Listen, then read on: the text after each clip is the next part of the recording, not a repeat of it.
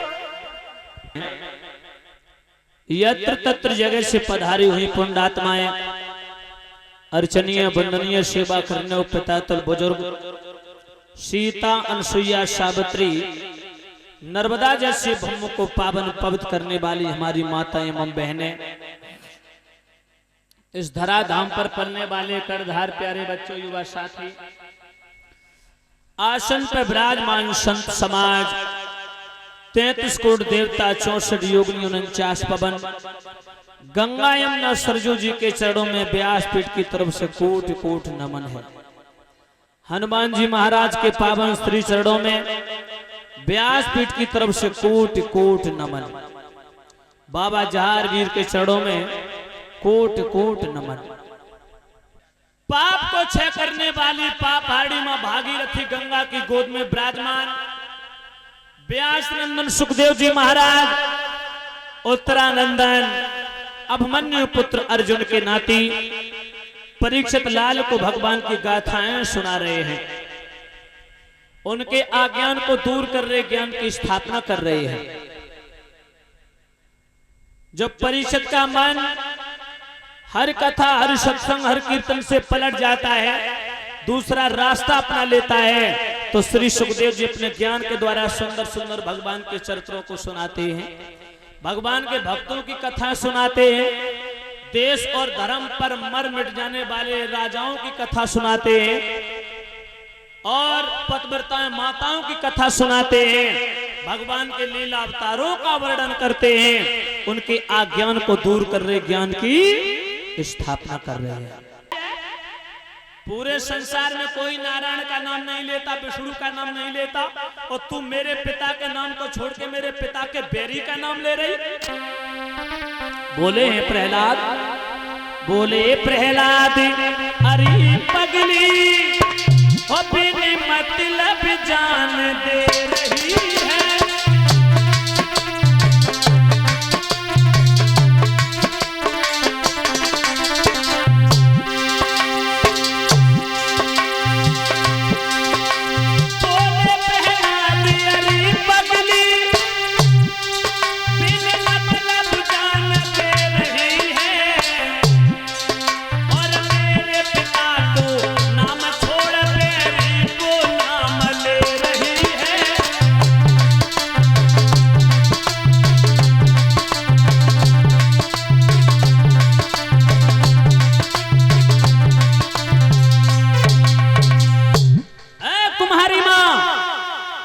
तुम मेरे पिता के शत्रु का नाम ले रहे, क्यों ले रही?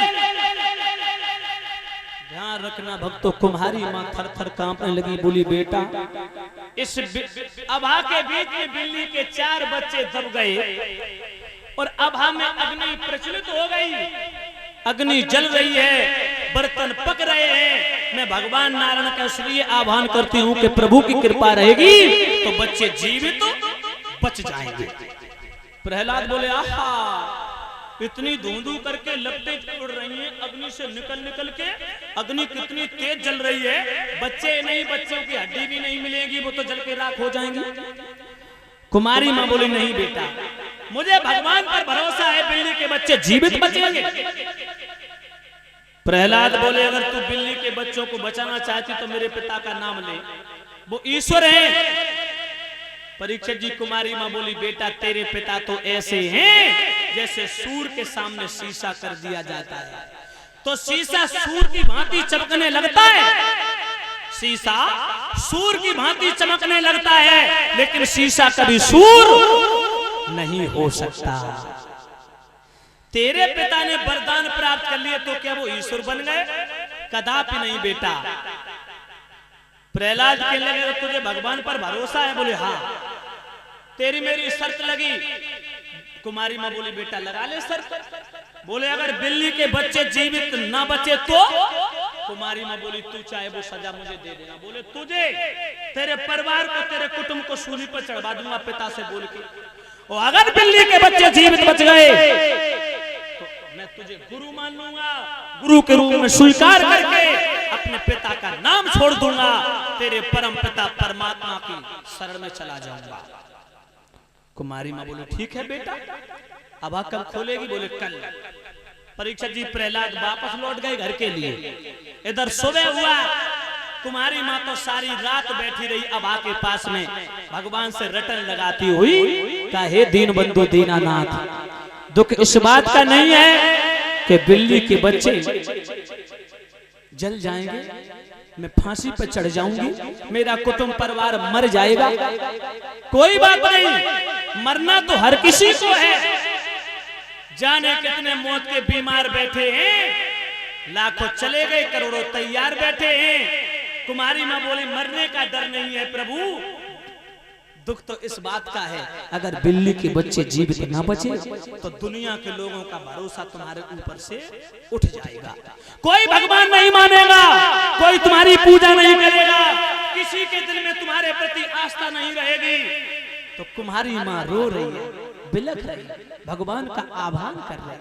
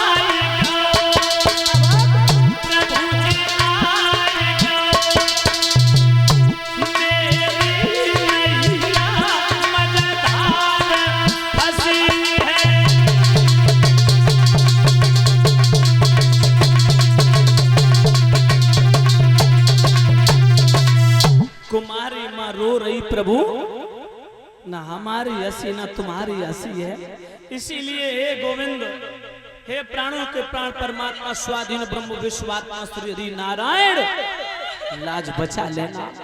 और तब तक प्रहलाद आगे बोले, ए कुमारी माँ, अब रोने से कुछ हासिल होने वाला नहीं है, अब आँख खोल, हम भी देखे तेरे प्रभु में कितनी शक्ति है।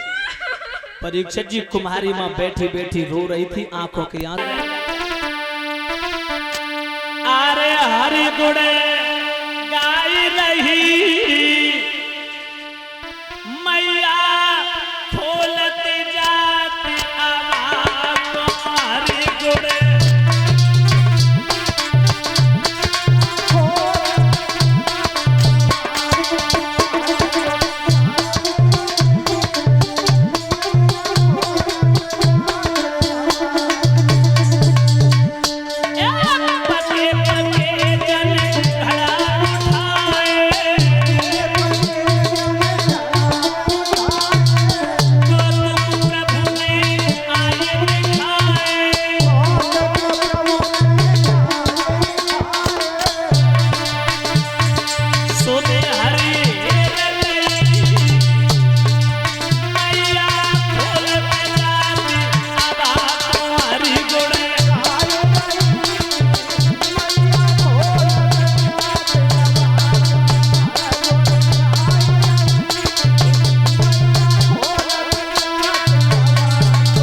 परीक्षित जी, कुमारी माँ एक एक करके मटका हटाती जा रही है।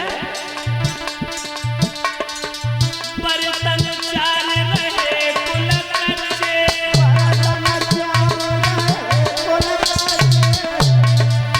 उनके अंदर बच्चे बच्चे,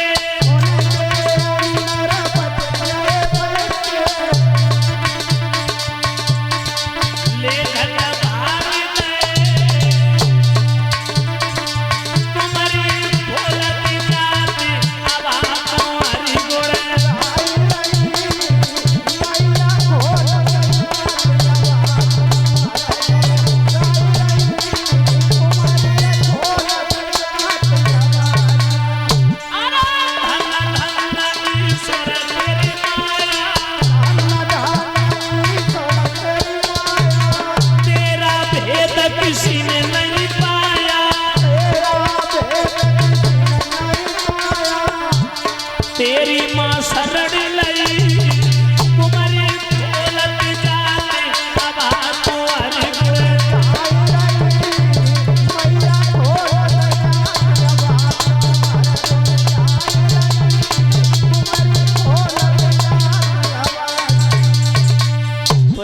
जी जो तुम्हारी माँ ने बर्तन हटाए, बहनाओ ध्यान रखना देवियों, जैसे एक एक करके बर्तन हटाए सारे मटका पक गए।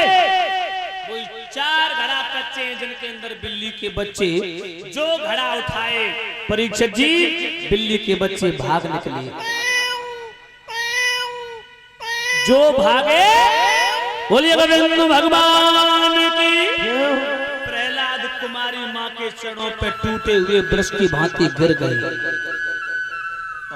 पैर पकड़ के बोले, माँ आज तूने मेरे हृदय के कपाट खोल दिए, आज तूने नकली पिता से हटा करके असली परम पिता परमात्मा की पहचान करा दी। आज से तू मेरी सच्ची गुरु है। गुरु? मैं तो अभी तक अपने पिता के चक्कर में पड़ा रहा, मुझे क्या मालूम था कि मेरा पिता तो नकली पिता है। संसार का असली पिता तो दीन बंधु दीनानाथ स्वाधीन ब्रह्म विश्वात्मा श्री हरि नारायण है। परीक्षित जी प्रहलाद के पढ़ने लिखने का ढंग बदल गया।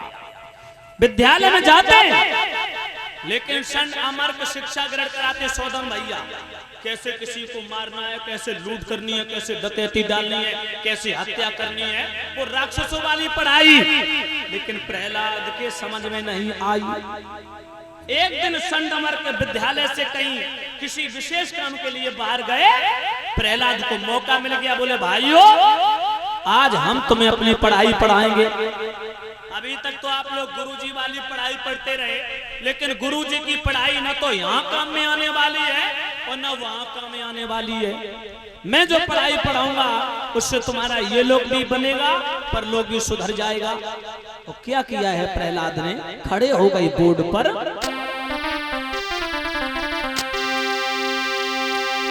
अरे कोई कीनो नहीं काम के राम की रटन लगाई, और लड़कन के बीच में बैठ के राम रहे लिखवाई।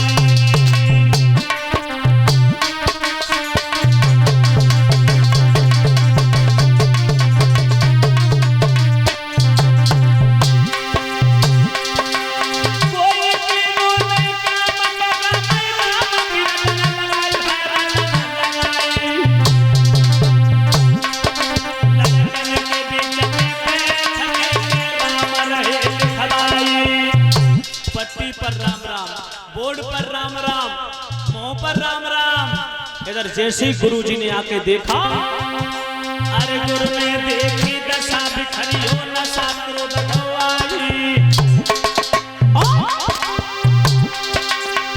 गुरु ने देखी दशा बिखरी हो नशा क्रोध आई।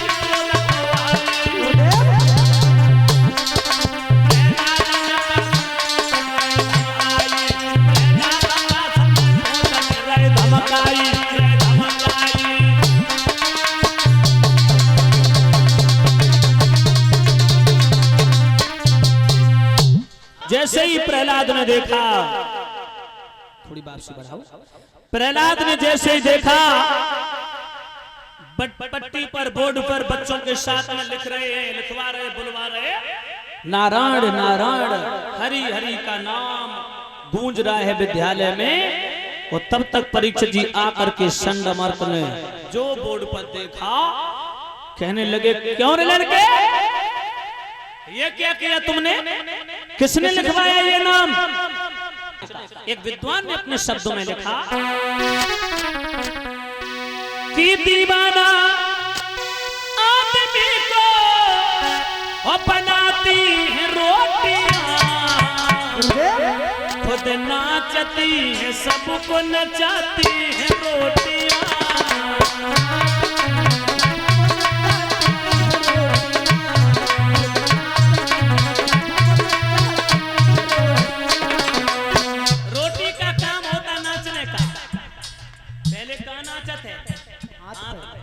फिर पटा बेलना पे, फिर तवा पे, फिर चूल्हे में, अब बताइए फिर मुंह में। रोटी के पीछे इंसान सारे जिंदगी भर नाचता है। रोटी के पीछे कौन क्या काम नहीं करता, रोटी के पीछे इंसान झूठ बोलता।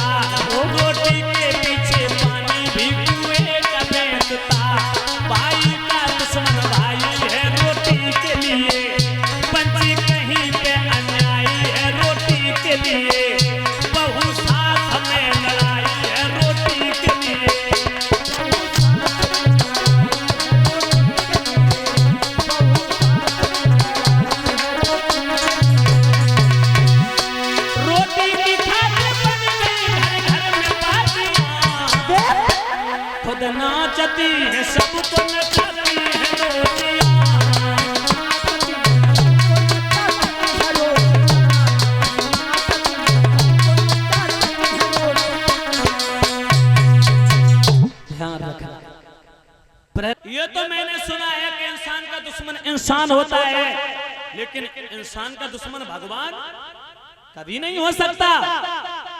परीक्षित जी, प्रहलाद बोले पिताजी जब तक ये श्वासें हैं, ये परम पिता परमात्मा का दिया हुआ शरीर है, तब तक परमात्मा से मुझे कोई अलग नहीं कर सकता।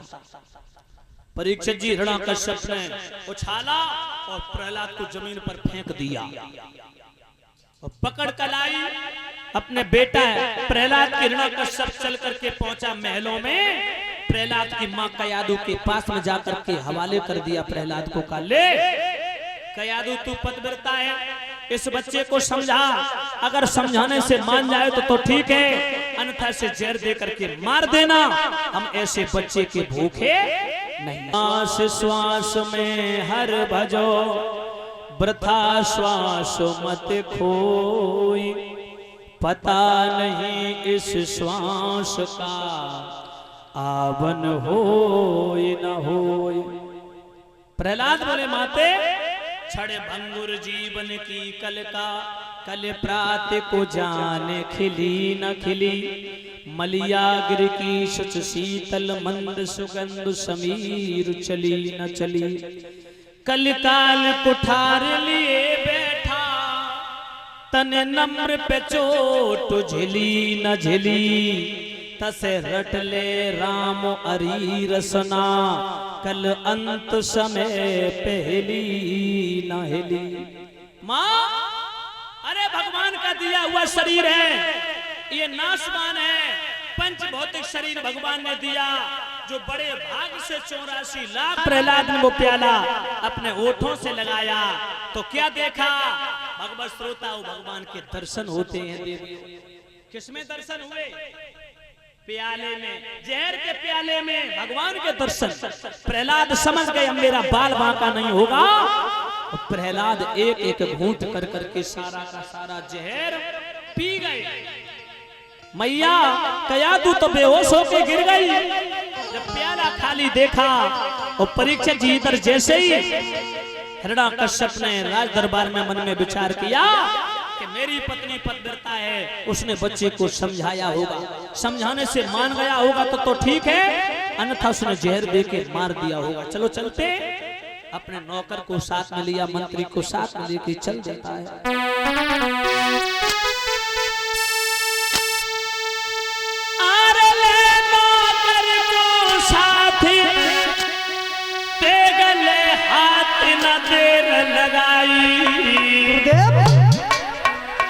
और दरबार से चल के राजा रे महलन में पहुंच गो जाई।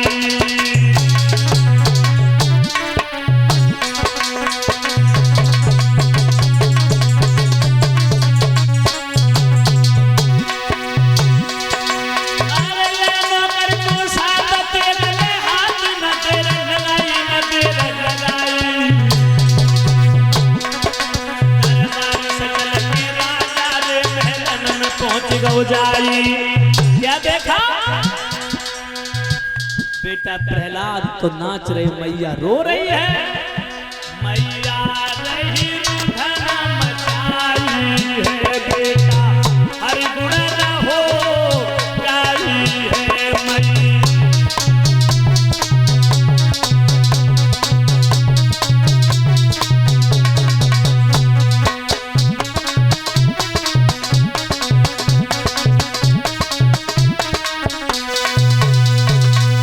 ध्यान रखना भगवत श्रोता, आज परीक्षित जी प्रहलाद नाच रहे, मैया कयादु रो रहे। हिरण्यकश्यप ने जो देखा कहने लगा, क्यों कयादु? जी स्वामी, मैंने कहा था इस बच्चे को समझाना, समझाने से मान जाए तो ठीक है, अन्यथा से जहर दे के मार देना, तूने से मारा नहीं। कयादु बोले, स्वामी मैंने अपने हाथ से चाहते। तो नौकर कहने लगा, सुन लीजिए महाराज,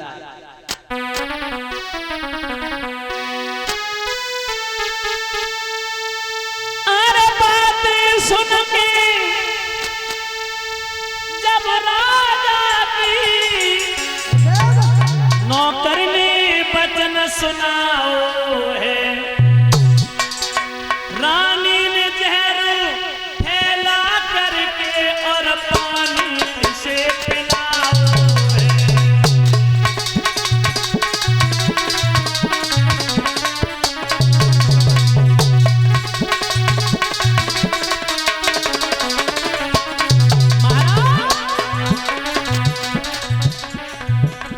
बोलत तुमसे झूठ तुम्हारी रानी, जन जहर दो फैलाई पिलाई दो पानी।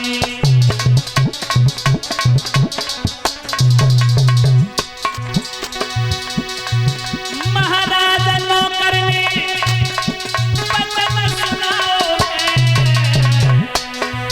और बात सुन के नौकर की तब हो गया। अब तो ठाड़ो ठाड़ो आंगन में रानी को धमकावे, राजा ठाड़ो ठाड़ो आंगन में रानी को धमकावे।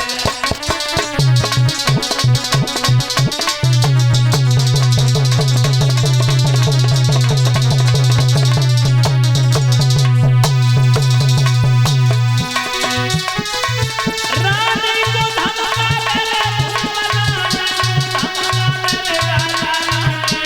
धमकावे,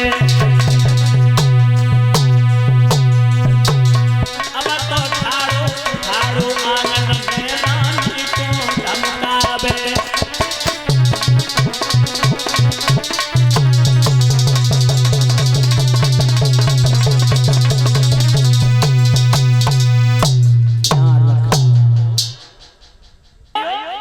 जैसे ही सुखदेव जी ने समझाया राजन परीक्षित, नौकर कहने लगा महाराज तुम्हारी पत्नी ने जहर फैला दिया, पानी पिला दिया, तुमसे झूठ बोल दिया। क्यों कया तू? क्या ये सच है? कया तू बोली महाराज अगर तुम्हें मेरी बात पे भरोसा नहीं है तो लो ये प्याला, नौकर को पिला करके देख लो जहर है के पानी, फिर पता चल जाएगा। राजा कहने लगे पकड़ो। तुम क्या कह रहे? महाराज मैं सही कह रहा हूँ, उसमें पानी। नौकर कहने लगा महाराज तुम्हारी पत्नी ने जहर फैला दिया, पानी पिला दिया। बिल्कुल महाराज, ये सच है?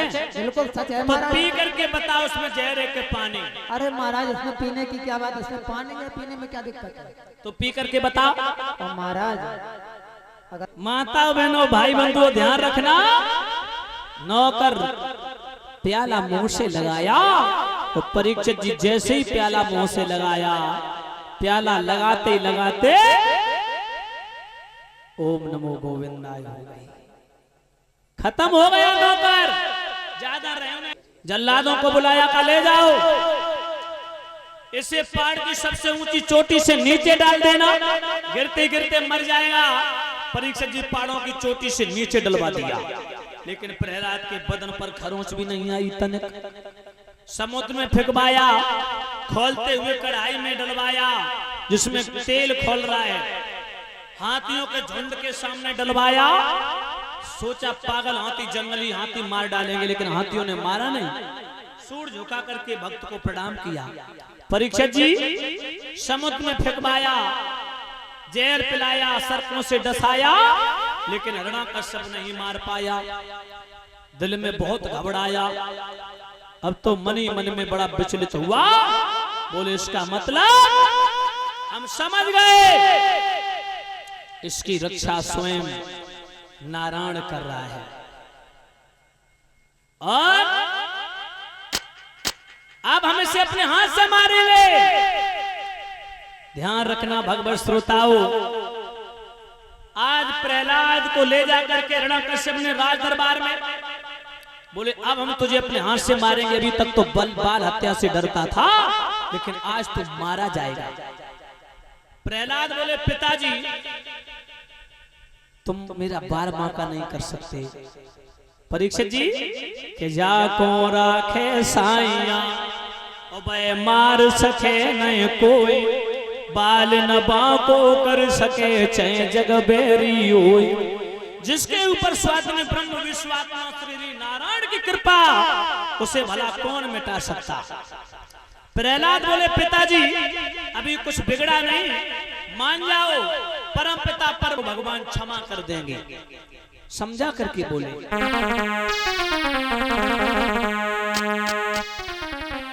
के चेतरे गुमानी फिरिए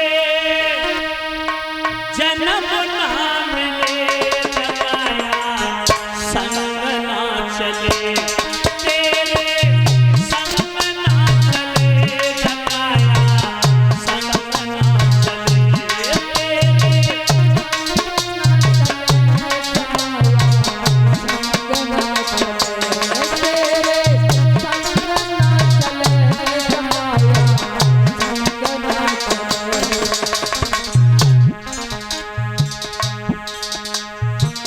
10 6 16 गई खेल में, बीस गई तेरी मधु की जेल में।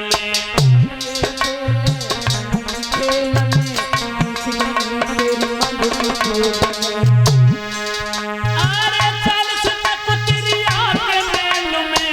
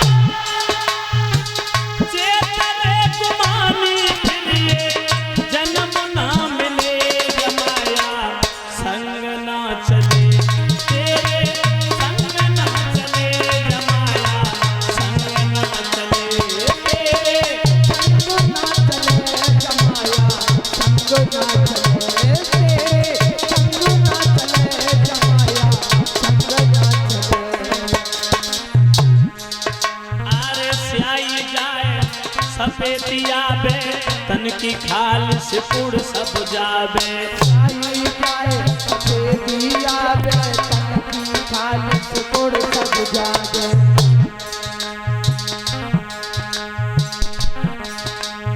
स्याही जाए सफेदिया बे तन की खाल से पुड़ सब जाबे। परीक्षित जी, भगवान ने कितना सुंदर शरीर दिया कि वशीभूत होकर के जीव जकड़ा रहता है।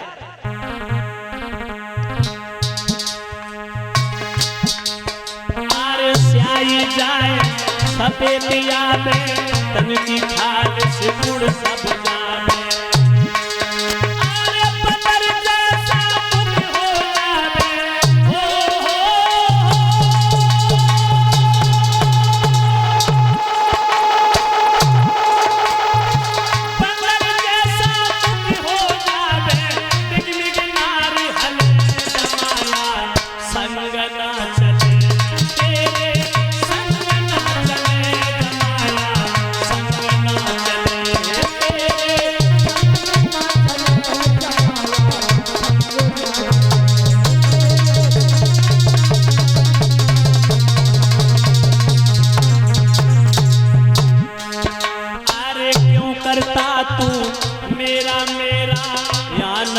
कुछ भी है तेरा, तू मेरा मेरा कुछ भी तेरा।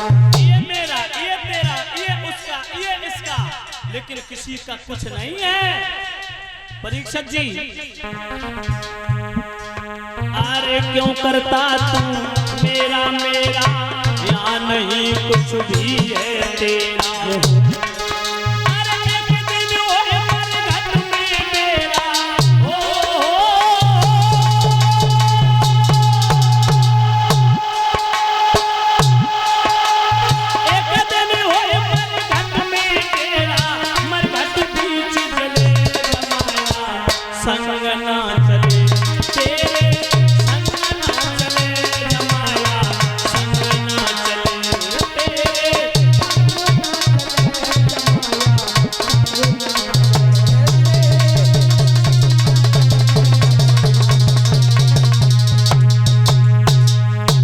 परीक्षित जी, समझा करके हिरण्याकश्यप को नाना विधि से समझाया, लेकिन उसके दिमाग में एक भी बात नहीं आई।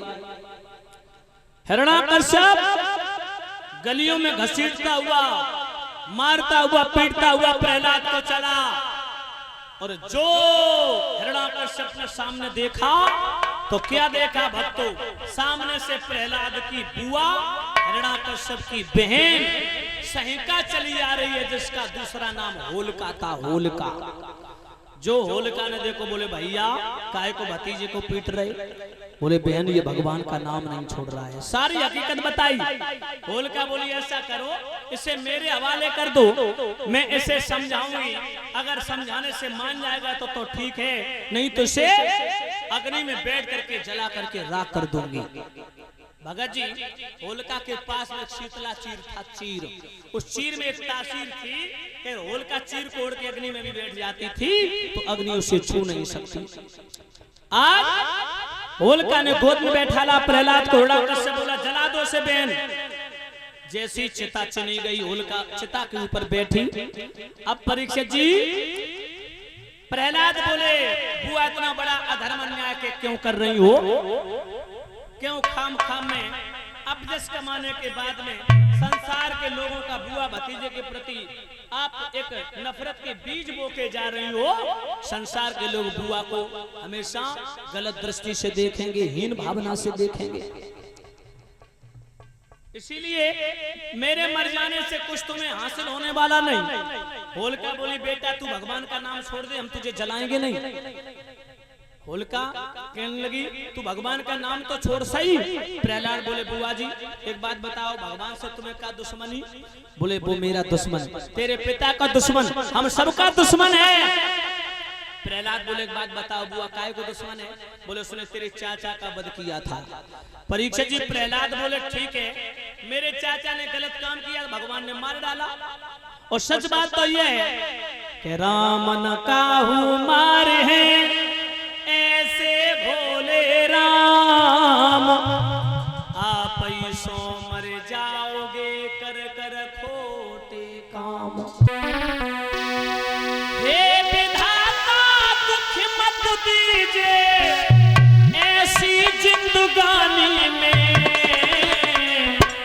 ओ बारे पे मरे ना माता पिता विधवा ना हो जवानी में,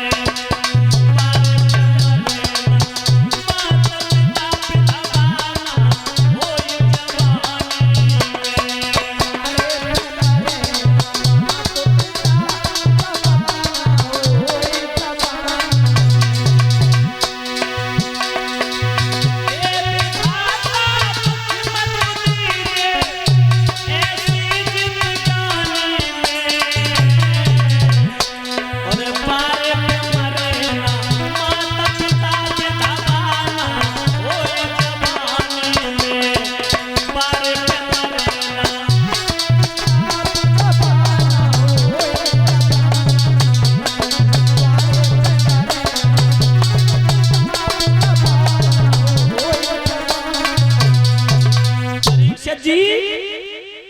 भगवान ऐसा दुख किसी को न दे। और कहा तो मरूंगी, मुझे बैकुंठ धाम प्राप्त होगा। अगर मैंने भतीजे को जला दिया तो आने वाला कल बुआ भतीजे के प्रति नफरत हो जाएगी, बुआ को लोग हीन भावना से देखेंगे। तो होलिका ने सोची ऐसा सुंदर अवसर है, ऐसी मुक्ति फिर दोबारा नहीं मिलेगी। अपने चीर को उठा करके बदन से प्रहलाद के बदन को ढक दिया, काले लाल ऐसी जिंदगी से तो मर जाना अच्छा है। प्रहलाद बोले बुआ तुम अपने बदन को बचाओ, मेरी रक्षा तो भगवान करेंगे, तुम जल जाओगी। परीक्षित जी होलिका धू धू करके जलने लगी। प्रहलाद को धक्का मार के बाहर निकाल दिया होलिका ने। जो देवताओं ने देखा होलिका के पवित्र प्यार को, बुआ के प्यार को, भतीजे के प्रति पुष्पों की वर्षा की, बचाओ बचाओ की आवाज हुई। उस चिता से होलिका चिल्लानी चीखी, हिरण्यकश्यप भागा, बोले बचाओ मेरी बहन को, बचाओ बचाओ। तो उसके जो सहपाठी गढ़ते हिरण्यकश्यप के, वो राक्षस ईंट पत्थर कीचड़ धूल मिट्टी ले ले करके होलिका के बदन की अग्नि को बुझाने लगे। और देवताओं ने देखा बुआ का पवित्र प्यार भतीजे के प्रति, आकाश मार्ग से पुष्पों की वर्षा की, अमीर गुलाल की वर्षा की। जय हो होलिका मैया तेरी जय हो। परीक्षित जी होलिका के नाम का जय घोष किया गया। होलिका जल गई, प्रहलाद बच गए। इसीलिए परीक्षित जी उसी दिन से ये होली के त्योहार का प्रचलन जी, जमाना नहीं बदला, चंदा न बदला, न सूरज न बदला, न बदला जमीन आसमान कर्म से बदल गया इंसान। बदलाव हुआ तो हम आप में हुआ, इंसान में हुआ, इंसान की सोच में हुआ, हमारे आपके खान पान में हुआ, हमारे आपकी बोलचाल में हुआ, हमारे आपके क्रियाकलाप में हुआ, लेकिन जमाना नहीं बदला भगत जी। अच्छा, पूरब में निकलने वाले सूर्य सुबह पश्चिम में उदय होने लगते, हम समझ लेते जमाना बदल गया, लेकिन प्रकृति की बनाई हुई चीजें वही स्थित हैं। बदलाव हुआ तो इंसानों में हुआ। हिरण्यकश्यप को बड़ा दुख हुआ, लेकर के चला है प्रहलाद को राज दरबार में। बोले बेटा अब तू नहीं बचेगा, तेरे पीछे मेरी बहन भी मारी गई, अब हम तुझे जीवित नहीं छोड़ेंगे। और परीक्षित जी प्रहलाद को मारने के लिए तैयार हुआ। हिरण्यकश्यप कहने लगा एक बात बता, अब मैं तुझे अपने हाथ से मारूंगा, तेरा परमात्मा है तो तेरी रक्षा करने अवश्य आएगा।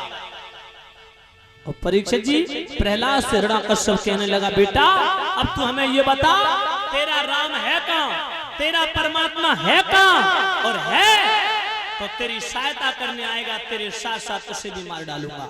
तो प्रहलाद बोले पिताजी सुन लीजिएगा कि बोले प्रहलाद राम मेरा और व्यापक सारे संसार में।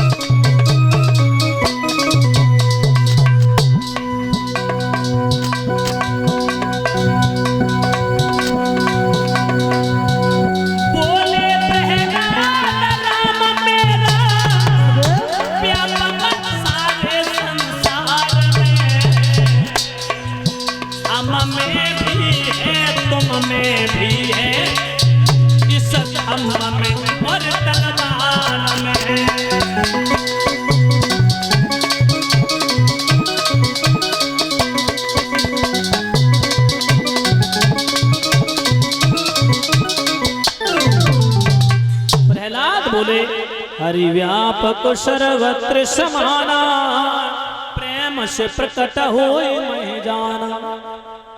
परीक्षित जी प्रहलाद कहते पिताजी मेरे परम पिता परमात्मा के लिए कोई जगह खाली नहीं है। मेरे पिताजी हर जगह है, कड़ कड़ में हर जगह है, इस खंभ में भी है, कोई जगह खाली नहीं है।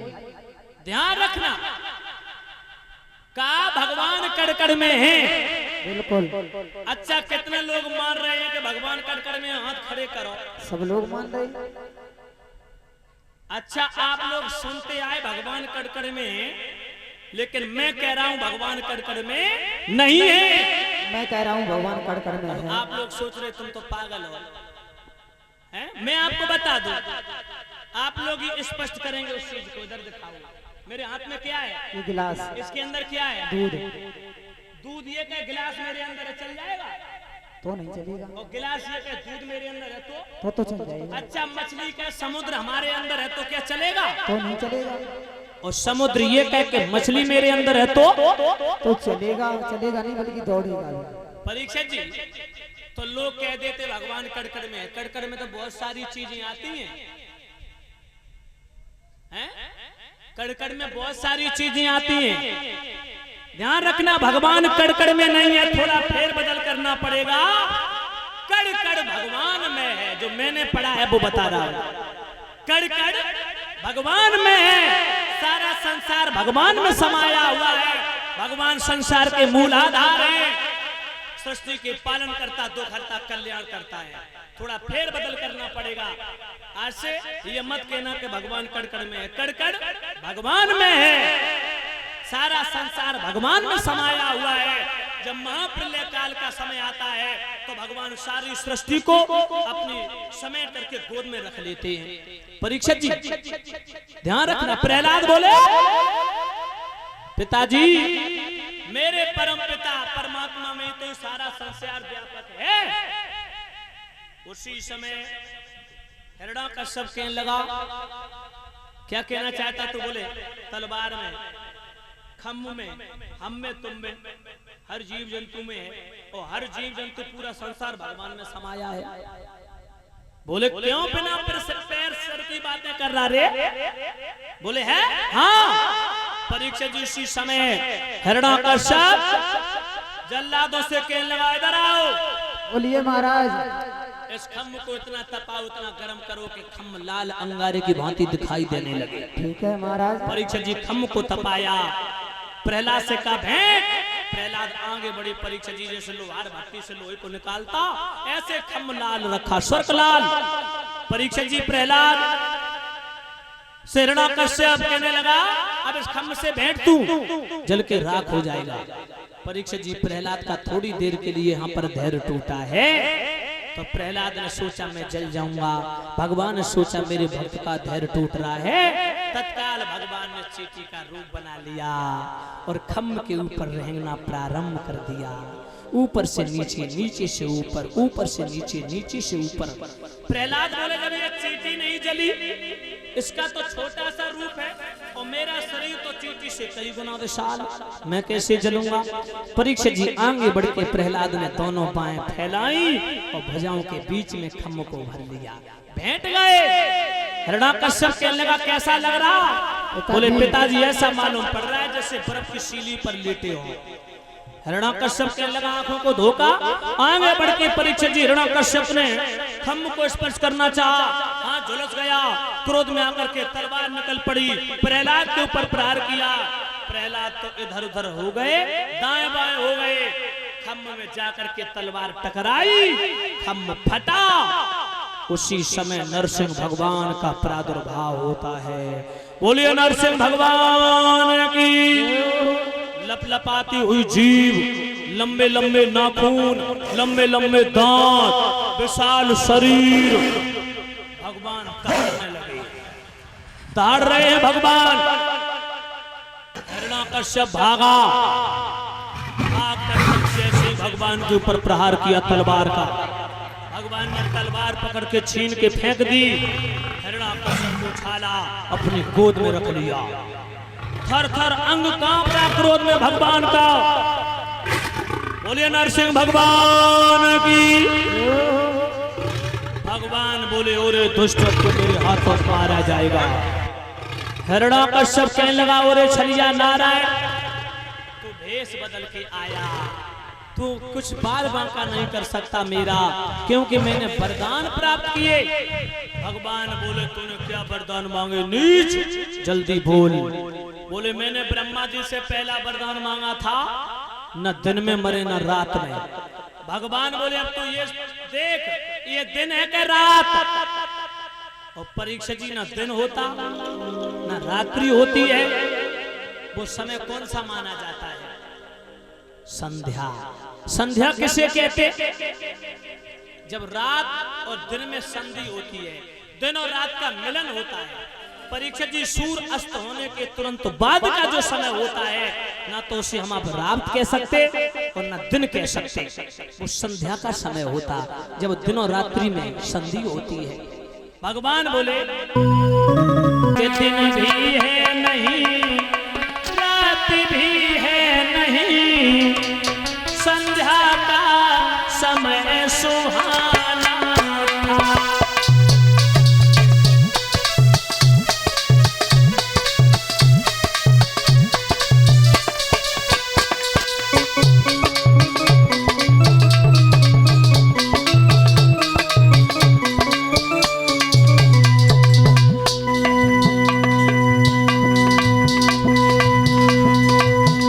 दिन भी है नहीं, रात भी नहीं,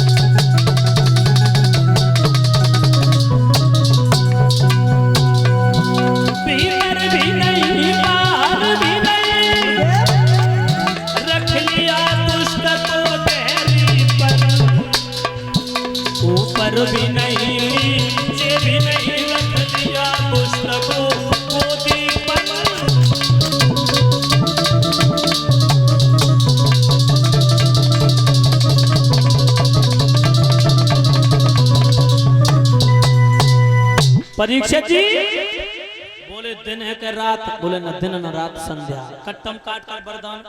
बोले तूने वरदान ये मांगा था दिन भीतर मारे ना बाहर, अब तू भीतर है कि बाहर? बोले प्रभु तेरी पे ये भी वरदान कट गया। बोले तूने ये वरदान मांगा था ऊपर मरे ना नीचे, ऊपर है कि नीचे? बोले प्रभु आपकी गोदी में ना ऊपर ना नीचे। बोले ये वरदान भी कट्टम काट कर। तूने वरदान मांगा था न नर से मरे ना पशु से, मैं नर हूं या पशु? बोले आप तो 50-50 हो, आधा शरीर शेर का आधा शरीर मनुष्य का। बोले ये भी वरदान कट्टम काट कर। तूने वरदान मांगा था ना अस्त्र से मरे ना शस्त्र से, तो देख मेरे पास अस्त्र है क्या शस्त्र? बोले प्रभु लंबे लंबे नाखून। भगवान बोले जाए से फाड़ेंगे तो। भगवान बोले और क्या मांगा था तूने? बोले मैंने वरदान मांगा था ना जिंदा से मरे ना मुर्दा से। बोले ये नाखून जिंदा है कि मुर्दा? ये प्रभु ये दोनों है। कैसे? अगर इन्हें ज्यादा काट दो तो ये जिंदा के समान, और कम काटो तो मुर्दा के समान। क्या कह रहे बोलो? अगर ज्यादा काट दो तो ये जिंदा के समान है, और कम काटो तो मुर्दा के समान। ये भी वरदान कट गया। और तुमने ये वरदान मांगा था कि 12 महीना के अंतर्गत किसी महीना में मेरी मौत ना हो। बिल्कुल। तो एक बात बताओ, क्या? एक तिथि की हानि की मैंने, एक तिथि की हानि की, और तब ये तुम्हारे लिए लोंद का महीना प्रश्न बनाया 13वां तेरे लिए। अच्छा। परीक्षा जी साल में महीना 12 होते हैं, लेकिन हिरण्यकश्यप से भगवान बोले एक तिथि की हानि की, तब ये लोंद का महीना बनाया सिर्फ तेरे लिए। अब तो तू मारा ही जाएगा। परीक्षित जी भगवान लंबे लंबे नाखून जो थे समझा करके बोले अरे चलती तेरा नजर भर के देख ले, मारो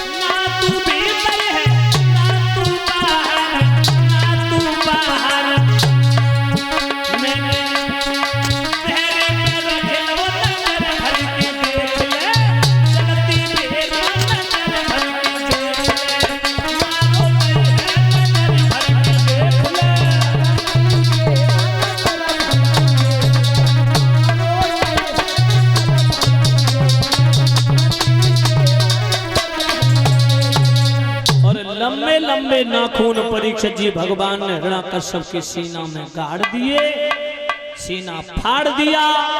हिरण्यकश्यप के मुंह से चीख निकली, वो दुष्ट पापी का भगवान ने अंत कर दिया। बोलिए गोविंद भगवान की। परीक्षित जी हिरण्यकश्यप को मारने के बाद उनकी भगवान ने छाती फाड़ी और सीना को फाड़ करके आंखें और कलेजे को निकाल निकाल के भगवान फेंकने लगे। क्रोध में भगवान के नेत्रों से मानो ज्वालामुखी फटने वाली हो। परीक्षित जी भगवान क्रोध में थर थर कांप रहे।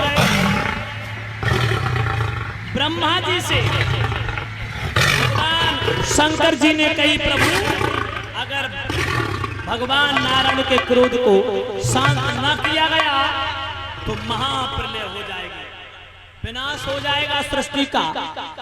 लक्ष्मी जी को भेजा कहा देवी तुम जाओ पति को समझा करके उनके क्रोध अग्नि को शांत करो, क्योंकि बताया गया है, ध्यान रखना प्रमोद भैया, कितना भी क्रोध में पति हो और अगर पत्नी मुस्कुरा के हंस के दो चार बातें करे तो पति की गुस्सा दूर हो जाएगी। तो चतुरानंद ब्रह्मा बड़े चालाक के लक्ष्मी से बोले जाओ मना लो भगवान को। लक्ष्मी बोली प्रभु ये रूप मैंने कभी देखा ही नहीं। आगे बढ़ के भगवान के पास में प्रहलाद को खड़ा कर दिया नारायण के सामने जो नरसिंह के रूप में भगवान प्रकट हो गए थे, भगवान नरसिंह के सामने खड़ा कर दिया ब्रह्मा जी ने। प्रहलाद ने अपने नन्हे नन्हे हाथों से भगवान के चरण स्पर्श किए। माता बहनों पैर छूते ही छूते भगवान की गुस्सा, भगवान का क्रोध शांत हो गया।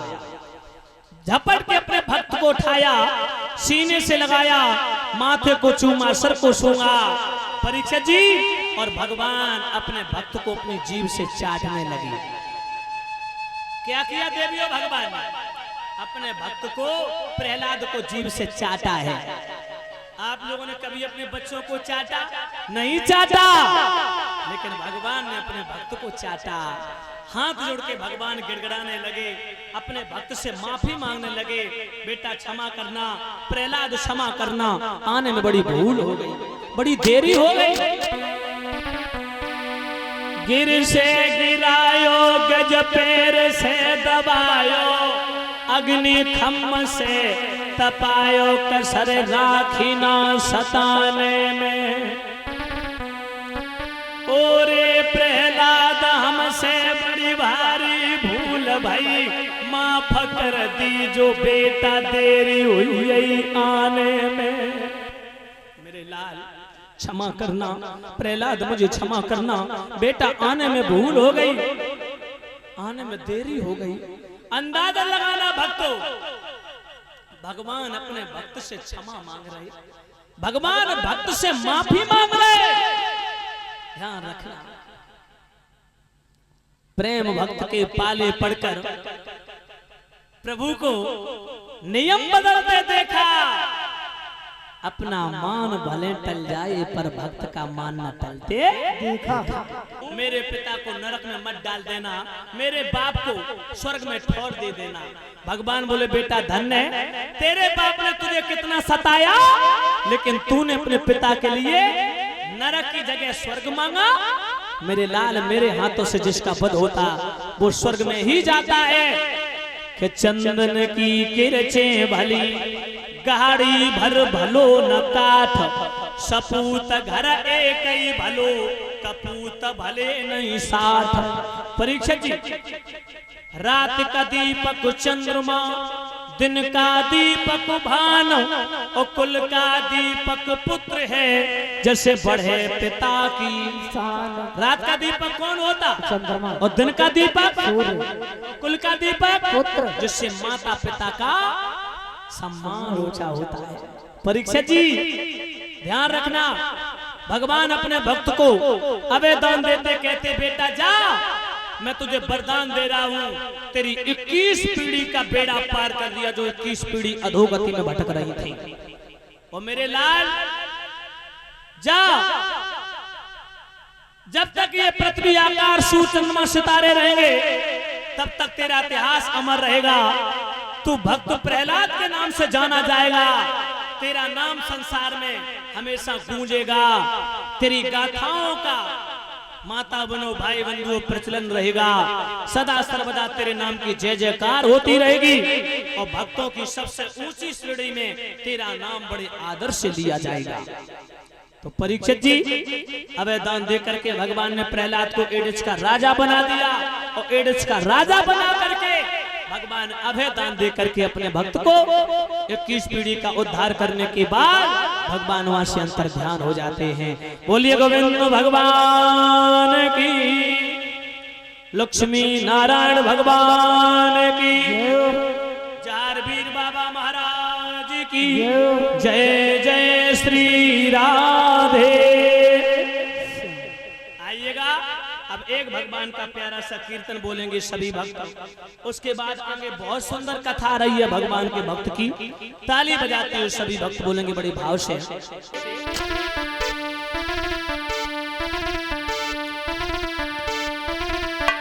अरे मैं तो होती बिरज की, मोर नाचती मधुबन में, हम होती बिरज की, मोर नाचती मधुबन में।